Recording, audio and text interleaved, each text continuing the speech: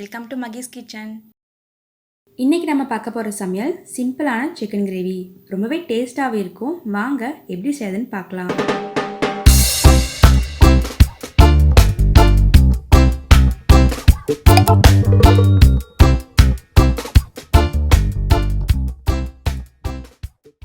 இன்றைக்கி நான் 1/2 கிலோ சிக்கனை நல்லா சுத்தமாக கழுவி எடுத்து வச்சுருக்கேன்.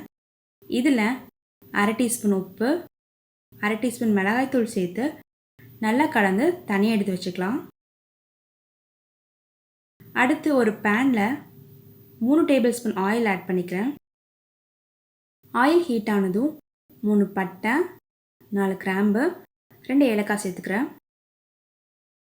அடுத்து 2 பெரிய வெங்காயத்தை பொடியாக நறுக்கி வச்சுருக்கேன்.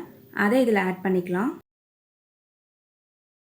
ஆட் பண்ணி வெங்காயம் நல்லா பொன்னிறம் மாற வரைக்கும் வதக்கி விடலாம். இப்போ வெங்காயம் நல்லா வதங்கிருச்சு. இது கூட 1 டேபிள் ஸ்பூன் இஞ்சி பூண்டு விழுது ஆட் பண்ணிக்கலாம். ஆட் பண்ண இதோட பச்சை வாசனை போகிற வரைக்கும் நல்லா கிளறி விட்டுருங்க. இப்போ அடுப்பை சிம்மில் வச்சுட்டு மசாலாவுக்கு தேவையான பொருட்களை ஆட் பண்ணிக்கலாம்.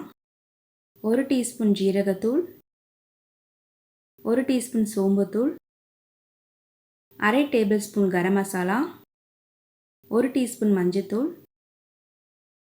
1 டேபிள் ஸ்பூன் மல்லித்தூள், 1 டேபிள் ஸ்பூன் மிளகாய்த்தூள் ஆட் பண்ணி எல்லாத்தையும் நல்லா கலரி விட்டுடலாம். நான் இதில் கலருக்காக காஷ்மீர் மிளகாய்த்தூள் ஆட் பண்ணியிருக்கேன்.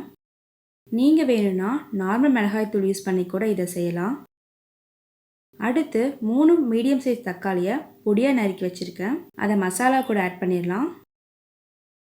தக்காளி கிரேவி பதம் வர வரைக்கும் நல்லா வதக்கி விட்டுடலாம்.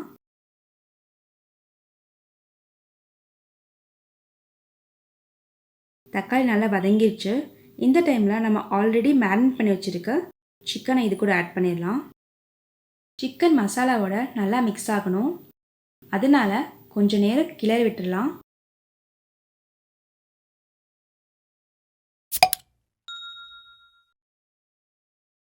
நல்லா மிக்ஸ் ஆகிருச்சு. இப்போ கொஞ்சமாக உப்பு சேர்த்துக்கலாம். இதை லைட்டாக கிளறி விட்டுட்டு இதுக்கு தேவையான அளவு தண்ணீர் ஆட் பண்ணிக்கலாம்.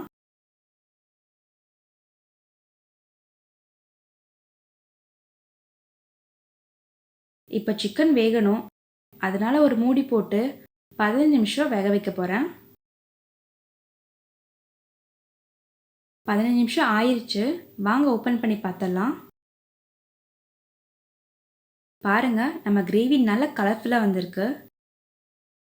இப்போ சிக்கன் வெந்திருக்கான்னு செக் பண்ணி பார்த்துட்டு நம்ம ஸ்டவ் ஆஃப் பண்ணிடலாம்.